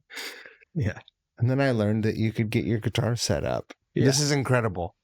Yeah. So that's a keeper. You're holding on to that one. Yeah. Now this thing is special. This thing is a bit too special. It's to the point where it gets too much attention to where we had to just stop, bringing it with us. Because I'd bring this to guitar shows, and it would attract people over to our booth. Like they would be, all day long be asking what the story is with it. But it's a bunch of tire kickers, obviously, because you're still holding it. Yeah. I mean, it was cool. We'd make up a different story each time of what caused the fire or who was in it, how many survivors there were. It's like, it's a fun thing to do at a guitar show, but no one survived. Yeah, you can just each time. It's just, somebody burnt the shit out of this, and supposedly it was in a house fire, and apparently for years the body and neck they weren't finished at all. It was just that the body and neck were available at some guitar shows, and finally a guy pieced it together, put some actual legit vintage parts on it, actually put some nitro finish to where it wasn't flaking off and sanding and everything, and that's how it is today. And it's the coolest. The vintage of the guitar? I believe it's a 71. Wow. But he also, the guy put some expensive parts on it. I want to say like this switch tip is actually like a 50, 52 switch tip. Which, for people who don't know, which are probably many people, when it comes to restoring vintage guitars, because over the course of 50 years, a lot of shit can happen to a guitar. Yeah. And in the process of restoring it, you have to exhaust your resources to restore it properly. Yeah. So that Parker's mentioned that there is a 50s switch tip on there. That fucking tip probably cost $100 or more. More than that, yeah. And there's, I haven't looked into it thoroughly because I don't want to get tempted to take any parts off. I just want to leave it how it is. Right. But, this bridge, patent pending bridge, and also the flathead screws are something that's early 50s. The knobs, pretty sure original. But, I bought this guitar at a guitar show in Nashville, and it was the first show we did in Nashville. And I remember a couple of my employees being like, what the fuck why did you buy that, dude? It's a piece of shit. And Glenn Cannon, who worked at the shop at the time, him and I were just laughing, high-fiving, because it's just so ridiculous. I'm like, I knew you would appreciate this, Right. And we put it at our booth. It sold immediately. And somebody there, Nashville, there's all sorts of musicians, and I don't know who's who, right? Somebody shared it with a big following because our phone was ringing off the hook with people trying to buy it. They're like, hey, is that burnt Tele still? I'm like, no, it's sold. For weeks after that still. And the guy I sold it to, I'm like, hey man, can I buy that back from you? And he's like, no, this is my, favorite guitar. Yeah. And I'm like, okay, if you ever decide to sell it, please let me know. And he eventually did. But, I probably sold it for way too cheap. Who knows what this is worth? Right. And so once I got it back, I'm like, okay, I'm never going to sell this again. It was our biggest, our first kind of moment where we were getting a lot of attention on social media was because of this guitar from photos that other people took. And I'm like, wow, this is working great, So also a keeper. Yeah. So I brought this to guitar shows after that. It would be a conversation piece. It'd attract people over to our booth. But it got to a point where it was just too much attention to where it's all day long. Nobody's looking at anything else except for this guitar that is not for sale. So, Right. you're not really doing yourself any favors. But it's just, yeah, it's a cool, like, I like unique very things cool. like this. Yeah. So that's that one. Give you $500 for it. There you go. It's all burnt up. There's not no original parts. You know, somebody has the Stratocaster equipment. Is that right? Oh, well, sure. His name is Dweezil Zappa. Do you know he's got, right? He's got that, the Zappa, he's got the Hendrix Strat that Hendrix burnt at Monterey. Is that right? Maybe I've got that right. Maybe I don't. But have you talked to Jesus today? Wow. Yeah. Look at that. So this is the most religious guitar you've ever seen. What is the make of this? Do we know? James Warland. So this is like a custom luthier, you know, everything's handmade, really nice exotic woods, Brazilian rosewood, highly figured flame maple. Spruce top? Yeah, and it's more so, it's the backstory behind the guitar is why I wanted to bring it. Lay it on me. So this came from a collection in Iowa, and the guy had owned a pawn shop his whole life, and apparently he was difficult to get along with. Like his family didn't want to deal with him when he was kind of sick and, you know, towards the end of his life.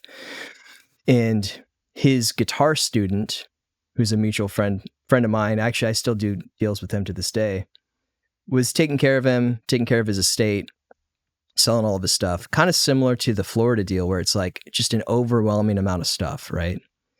He had a huge guitar collection, and the stuff that I didn't buy is actually the most interesting things that were there, where I was tempted, but I also didn't want to, you know, get in trouble for some serious crimes, like, you know, sure, bringing guns and dead bodies across state lines. I figure that might not be a good idea. Probably not. Yeah. So he had stuff that definitely should have been in a museum. Like, it's like, how did you end up with this? Somebody obviously stole this from a museum and sold it to your pawn shop or something, right? Right. He had mummies, like baby Egyptian mummies, like children mummies, shrunken heads, elongated skulls, like real elongated skulls, like, you know, this should be on box. Yeah, it should be on Ancient Aliens stuff, right? And they were in glass cases, and he had trophy skulls where it's like a skull that has like horns and bells and jewels on it. Right. And there was another skull with like rubies and sapphires and like, whoa. So he had all of that stuff. And then he had, you know, hundreds, if not thousands of guns and knives from different time periods and wars and stuff like that. And very, very religious person. So this guitar has, I mean, you know how difficult it is to do inlays like that Dragon. He has this inlay. Is a very intricate inlay of so Jesus. Jesus on the headstock. Jesus with a halo around him. Yeah. Jesus fish for the side dots. Oh, wow. I didn't even notice. That's a nice detail. Yeah. First pass, you might miss that one. There's the cross at the bottom. There's the birds in flight. And then on the back, a lot of inlay. Another Jesus leading his flock. Yeah. Well, and then with the sort of, I don't know what you call that, vine work around it is also crazy. Just that. Yeah. Just the vine work there is insane. Is this a keeper or is this on the website? This is on the website, but you know, if it doesn't sell, I think it'd be funny. You know, it's ironic because Diablo Guitars, our logo's a devil, right? To have a, you know, very, you know, Jesus acoustic. You know, even like the cross here on the, you know, every time you look away and you look back, there's a new detail to that thing. Yeah, there's a new Jesus that's judging you and your decisions, and you know, waiting for you to. That's the last thing I need. Waiting for you to sing a song and repent. That is crazy. Yeah, so it's one of the last guitars from that collection, and again, that was another huge one where it was driving across the country, buying everything outright, bringing it all back. and then sorting through it. Yeah. And this was like one of the last, like this thing was in rough shape when we got it. So somebody wasn't too kind to Jesus for whatever reason. And it took a lot of restoration work, but you know, it's all good now. Nicely done. Yeah. But, yeah, I remember looking into some of the things because the guy was like, hey, do you want any of this other stuff?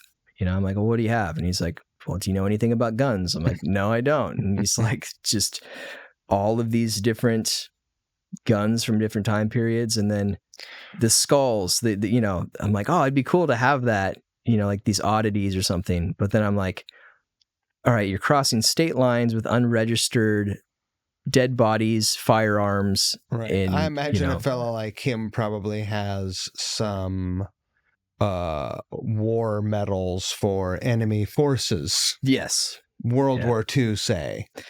You know, I didn't ask, but I would assume. Right. Yeah. That's the sort of environment that you would find these sorts of things. Yeah. So there's a lot of that. But, you know, from the few like video clips that I got while I was there and uploaded those, like I had people contact me and they're like, where did you get that gun? I'm like, I didn't get it. I don't have it anymore. Right. He doesn't have it anymore. And so apparently it was like some really rare, expensive stuff. I just stick to guitars. It's what I know best, right? It's stick to what you know. Yeah. Good job. Yeah. There are people, you know, that I've talked to that will kind of like dip their fingers in everything. Like, you know, sure, they'll do estate sales and they're into jewelry and, you know, Persian rugs and art and all this stuff. And I just feel like that's a good way to get burned. Like, you know, buy a fake Picasso or something, right, or whatever, you know, fake gold. Yeah. I worked at a pawn shop, and you know how much fake gold, like someone would come in a gold chain and they'd be like, this has been in my family for 3 generations or whatever. Yeah. I just need to get some money to do whatever. Mm-hmm. And you're like, well, I have to test it. So I have to scratch a little bit off. Are you cool with that? Yeah, of course. Yeah. So you get a little bit and it's just like, hey man, I don't know what to tell you, but this is fake. Do they get upset? Really upset. Yeah, of course. You know, people would come in with their prized possession Les Paul also, and it'd be a Chibson. Yeah. And that's something that's hard. Yeah. We see a lot more of. It's not so much the blatant, like, here's a Chibson Les Paul they're trying to pass off as a real one, but more manipulating real guitars to make them appear like other guitars, like that Paisley Tele, right? Stuff like that. So, and there's even, I mean, there was a YouTube video of Trevor at Emerald City Guitars calling a guy to tell him that his burst was fake. Now, burst is a Les Paul that's worth between $250,000 to $500,000. Those are the holy, like at the current moment, those are holy grail guitars. Yeah. I would say that the only thing above that is an original Flying V, original Explorer. And not even a 52 Tele is like more sought after, even though that is the first production electric guitar, right? Yeah, and there's a whole like folklore behind the Les Paul standard, the burst. There's a book called The $1 Million Guitar, and it's about every artist that had a 59 Les Paul or had a burst became like a legendary rock star. Right. And it was like catching fire back then. And it was like, even like Billy Gibbons was heard that Eric Clapton had one, and, you know, like all these other artists had one. So he went and got one. And it's kind of like become this, Joe Walsh, Jimmy Page. Mm-hmm. Yeah. Obviously Jimmy Page is probably, you know, the big ones. Yeah. Clapton. And so it's become like iconic because of that. Right. Right. And then, the only other thing outside of that is like the Flying V, because they only made so many of those, and the Explorer, there are even fewer of those. Which I think Rick Nielsen has 2 of those. So he's doing okay. He's definitely doing okay. He's fine. That thing is incredible. Yeah. So what do you call it? It's called the Good Shepherd. Is that really its name? It's called the Good Shepherd? Yeah, so you can still find that guitar on the builder's website, and you can tell that it's his like he's super proud of it. Like it's a really outdated website. I want to say from like early 2000s, but he talks about all the materials and how he built it and all of that. And so the Good Shepherd. Yeah. So you are a fine custodian for the Good Shepherd, I must say. Yeah, I've been keeping that guitar in mind for for the right artist, right? Right moment or project or something. Because nobody's been interested so far. Like nobody's, I feel like one of the guys from Deicide should have it. Just mail it to him. I got you something. Said, hey, bud, what's up? But yeah, it's like the funny thing about it is it's actually a nice guitar. Like it's actually a Brazilian rosewood and all of that. But it's more the story that is the reason I brought it, and the shrunken and elongated heads and mummies and all that fun stuff. You couldn't bring those here because you were smart enough to not buy them. Yeah, see, also, the reason I would be out of business is I probably would have bought them, transported them, and I would have got busted in Nebraska somewhere. Yeah, and that was my main concern. Also, what if you got to slam on the brakes and like puff like now there's mummy in the air, like it's like, what if you turn into a monster? What's it? I've seen a lot of monster movies start that way. Yeah, I mean it's definitely it's the beginning plot to a lot of movies that none of them ended well. That's right. Maybe Indiana Jones or something, but Parker, what do you have coming up? Do you have guitar shows coming up? This summer is going to be pretty busy. Yeah, there's that. And then also a big transition for my guitar shop has been getting a second location so that all of the listings, all of the repairs, all of that stuff is done outside of the showroom. So the showroom is more opened up. It's a more dedicated showroom, and we're going to have more events and clinics and demos and guest artists and stuff like that. So that's awesome. Yeah. So going to do some renovations, and I'm going to be able to have, as the tour schedule comes up, be able to have more guests come in and have the facility and have everything kind of set up for guests. So that's rad. Yeah. We did one clinic that ESP Guitars sponsored, and that was Gary Holt from Exodus and Slayer. What a dude. Yeah. And that went excellent. Like that was great for us. It was a really cool experience. And that was before we did the transition of moving 300-400 guitars out of there. So yeah, we want to do more of that. Did you host that event yourself? Yeah. Yeah. So did you enjoy it?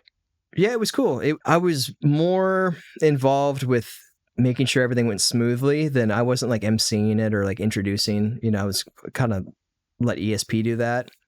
But they had a guy there. Yeah, so said, let me know if you need someone involved. For sure. Yeah, no, that'd be great. And also, if we get it set up to where I want to have kind of more of a dedicated area to have interviews, and if somebody wants to do a podcast or kind of more of a sit down with any of the guests that we have to kind of have cool. That. So yeah, that's going to be happening, as well as there's more guitar shows. I'm finally at a spot staff wise to where I can leave and have the show still continue smoothly. I've got some really solid guys on staff that keep things running, and so yeah, without them, it would it's a house of cards that can very easily fall apart. So have you ever done an international deal or been like tapped for an international deal? The plus side is that the majority of vintage guitars were made in the US, right? And so they're actually more expensive in other countries. Mm-hmm. The only like exception to that is Japan, because Japan has always been very adamant, with guitars and also with music in general, of wanting special things. So I remember every album we did, Japan wants 2 or 3 songs that aren't released anywhere else, right? Special art. Yep. Yeah, everything. Yeah, all of it. Yeah. So with Gibson and Fender, going back to the 60s and up until now, it's like they have exclusive runs of guitars. Also, all of the ESP guitars, all of the Lawsuit, Ibanez, like all that stuff is in Japan. Did you ever go to the ESP shop in Tokyo? I didn't. No. It is so cool. A lot of cool guitar shops in Tokyo. So they would come out. I think it was the owner of ESP, who owns a lot of other music stores as well, came out to a Queensryche show, and they brought Michael a bunch of free guitars. Mm-hmm. They didn't give me anything, but they brought him a bunch of Edwards, which are like the Lawsuit Domestic ESPs that you can't get in the States, like Les Paul copies and stuff. headstocks or the Gibson style. Yeah. Yeah. But no, I'd love to do like a tour there, go to all the music shops, go to a guitar show, bring back a bunch of stuff. It's so cool. Yeah, and one of my employees, Duncan, who's our guitar luthier, he actually lived in Japan. He did a foreign exchange, so he speaks, fluent Japanese, and so be a perfect person to bring. He can vet the guitars, help us get around. So Watch those tariffs. yeah, the tariffs haven't so far. Nothing's affected us, but we also made a very intentional decision to focus more on used and vintage and less on new guitars. But you do carry some new amps. Yeah. Some new, like a lot of the domestic brands, at least you're doing custom shop stuff. So that's US parts and assembly. Yeah, it's we more have some made in Japan stuff. Yeah, no, and we do. It's just we try to carry stuff that's different, stuff that you can't get at Guitar Center, stuff that you can't get at Amazon. So if we are going to carry Gretsch, we carry Jackson, Charvel. We want the cool custom shop, one of a kinds, and we want to we want to spec stuff out ourselves and get like the limited editions, and not so much of the made in Mexico Charvels and Fenders and stuff like that. Which there's nothing wrong with those guitars. It's just that there's so much competition. Right. And there's also MAP pricing, which is minimum advertised pricing. So you can't advertise a guitar for less than anywhere else. And so you're just kind of competing with the giants, But if you have one of a kind guitars or vintage guitars, you're the one. Yeah. So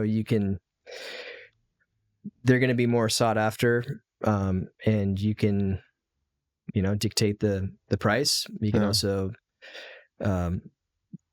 lower the price whenever you want if stuff isn't selling, so you have more control over that.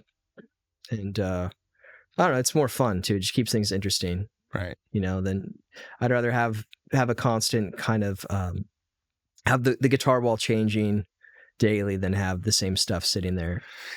And when you custom order a run of guitars with a special finish, or it's got whatever the case may be, like a special, unique thing, like you feel invested in that also. You're like, I did that. Yeah. Right? Yeah, and it takes a long time. It's, sometimes it's like 2 to 3 years before, like that's how long the wait time is. So you better hope trends don't shift. Yeah. I mean, there's something I have on order right now that I don't think anybody, like everyone told me not to do it, and nobody's like ordered one. And so I'm like, I guess I am really going to just end up with these. But it's ESP George Lynch. The relic ones. Yeah, the Kamikaze relics. Rad. Yeah, it's the, for those that don't know what a relic is, it's a guitar that's meant to look like it's beat up, even though it's brand new, right? And then Gibson and Fender started doing this thing where it's a guitar that's beat up, and it's meant to look like it was refinished and then beat up. So there's a color hiding underneath the top finish, right? Right. What I haven't seen anybody do is a color over a graphic, and the graphic is poking through. So that's what I did. It's all of the really wild George Lynch custom shop graphic guitars, right? Which are Tiger Stripes and Kamikaze and yeah, all the Kamikazes, and with a different color over the top. And they'd never done it before. They ended up being extremely expensive. And I said, screw it, let's do it anyways. And so we have those coming. Great. Yeah. But they're all going to be one of a kind. I don't think anybody else no other like dealer's going to order those, And I assume he's aware of it, because those sorts of special orders, if they're artist guitars, they have to get approval. Is that right? Yeah. So I had to get in touch with George. I had to get his blessing. And yeah, he signed off on it. I also had custom guitar straps made. So Laura, Boost Leather, made these matching straps that are made out of really fancy leather and color matched each guitar. She also made your awesome vest. Yeah. It's alligator vest. And I've become like the guinea pig for awesome jackets and vests, which has been really cool. And yeah, the straps turned out amazing. I've actually had a few people ask if they can buy just the strap. And it's like, having the straps made, like those are actually like really expensive, just the materials. Yeah.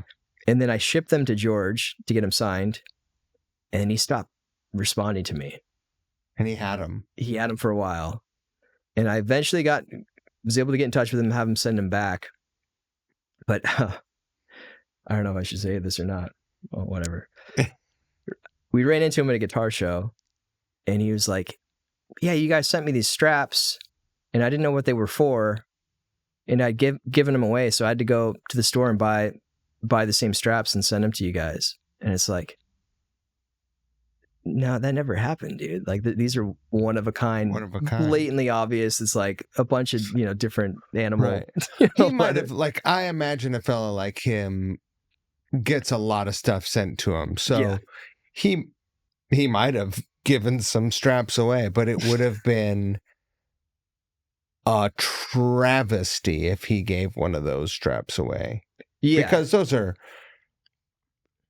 $1,000 straps, maybe more, maybe probably. Yeah, I'd say $1,000, maybe more. Here's the thing: is that the guitars were way more expensive than I anticipated. Sure. And I still wanted to do it. Like, so much time and energy went into designing the guitars, getting the artist to come up with the concept, to show to George, getting him to sign off on it. So when we got the quote from ESP where they're like, "We've never done this before, here's the price," I'm like, ouch. Because I don't want them to be expensive. Like, I'm not like marking these up or anything. I'm like, it's fulfilling, right? It's a fun thing. So I'm like, what is a way I can add value? So I like had these straps made, just including them for free, and we're just eating the cost of that. Right. And then there's a few other things we were able to get done on the guitars where it wasn't that much more expensive, but it makes it cooler. Like the bomb inlays. So on the fretboard are like mirror bombs. Oh, that's and cool. So some cool stuff like that. But when are you supposed to get those in? Ordinarily, I would say I have no idea, but I did get an email today. They're like, "Hey, this guitar luthier is working on one of the kamikazes. He's wanting to know if you want the maple fingerboard aged on this one." And I'm like, "Yes, yeah, dude, So sounds like progress. Yeah, sounds like they're being built. When those come in, I would love to put hands on them. Sure. Wow. Yeah, I mean, none have sold, so I'm sure that won't be a problem. I was a NESP artist in my Alien Crime Syndicate days. Oh, were you? And we walked in and they were like, "Here's the deal. We'll give you 3 guitars. Here's also the pile of B stock guitars, and help yourself. These have dings in them. We can't sell them, whatever. And we'll build you a guitar a year." I never got a guitar built, but that day that I was there, and I was like a kid in a candy store, still to this day, around guitars. But it was so hard for me to not get a George Lynch Kamikaze guitar. Yeah. And the only reason I didn't do it is because I wanted to get guitars that I was going to play. Mm-hmm. And there's no way I could play a George Lynch guitar on stage. Not in that band. Yeah. Like some other band, sure. But probably not in the market for one of those. Yeah, and there are some very big George Lynch collectors, and so if there's somebody that's like, well, I've got one of every model, and there's this painted over relic, I need one of those. So it's more of a collector's thing, but it's also kind of catering more to the, oh, this guitar is cool, but I don't want somebody else's signature model where everyone knows exactly what it is. Right. But if it's like a flat black heavy relic over a kamikaze, it's a little different. I applaud you it's more for rock being and roll. so bold in your custom shop choice. Like, I think that's a bold choice. I hope you don't eat it. It's, again, going back to the fallback, it's like, all right, if I end up with all these, not the end of the world. Right. So You wanted them. yeah, I wanted to do something fun. And, aside from that, I have done some remakes of like Chris DeGarmo's guitars, which was a fun one. That's cool. Yeah. So that's been kind of cool. And yeah, the Jacksons, those never get old. There's all sorts of different stuff we have coming, some different master builds and different, runs and one of a kinds. And I was never a fan of the Jackson Kelly until I came into your shop and actually played one. And I think it's a radical guitar. yeah, I think it's so cool. You've got a gang of them. Or Yeah. you did. no, we get them pretty frequently. And I'd say it is kind of a more extreme shape, but it's, it's like similar to an Explorer, it's just a bit More metal. more metal. And yeah, a lot of the guitars that I never thought I would like have grown on me, or like a particular model will come in and it's like, oh, that's actually pretty classy with that color and those specs, and Right. so all sorts of fun stuff. I am at the same time envious of what you have carved out for yourself, and also absolutely understand that I could never do it because I would put myself out of business while ulcerating my entire body. I know this much about myself, but I applaud you for building such an awesome, unique guitar wonderland, Playville. It's been a lot of fun. It's definitely been a lot of work, but at the point where I still get excited on a daily basis about guitars, and Yeah, man. things light me up. And one thing that is that's kept me hopeful is when I go to these vintage guitar shows, there's still guys like in Nashville, Groon.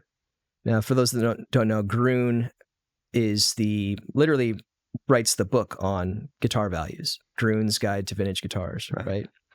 He's in his, I want to say 90s, early 90s, at least late 80s. He's up there. Should probably figure that out for you.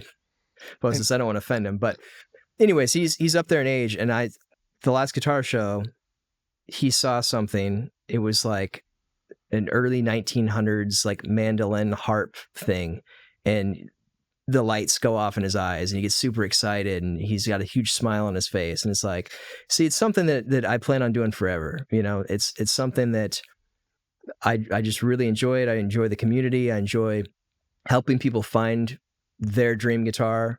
I enjoy helping people sell their guitars if they're in a bind, they need money, or hardships happen. And it's just been a very fulfilling and fun and exciting process. And their guitars. Yeah. Like, you give a shit about guitars. You could do the same thing with cell phones, but how fun would that be? Yeah. And that's exactly it. And also, not even just that, but like, on paper, over time, it doesn't make sense to have a in-person brick and mortar store, right? When you see the amount of online sales increasing versus in store. But if this was all just ones and zeros and guitars shipping at an unknown warehouse, and it takes the fulfillment out of it from like having the wall of guitars and having a space to share with other people and having an actual, seeing them all on the wall, Right. That's way more fulfilling, and that's kind of what keeps me driven. And yeah, if you take that away, if you're like, oh, people aren't into guitars anymore, they're into magic cards, like whatever. Right. I'm not interested. It's not about the money. It's about the Doing fulfillment. what you want. Yeah. Good for you. Yeah, a lot of people aren't bold enough to take those steps in their lives. So congratulations on being a brave one. I appreciate it. But yeah, it's been a lot of fun, and I'm really excited to have you back at the shop and do some more videos and check out some more stuff. Parker, thank you for being here, for giving me so much time today. Thank you for bringing show and tell goodies. And I wish you all of the best shit always. I wish you all of the best shit always as well. Thanks, man. Yeah.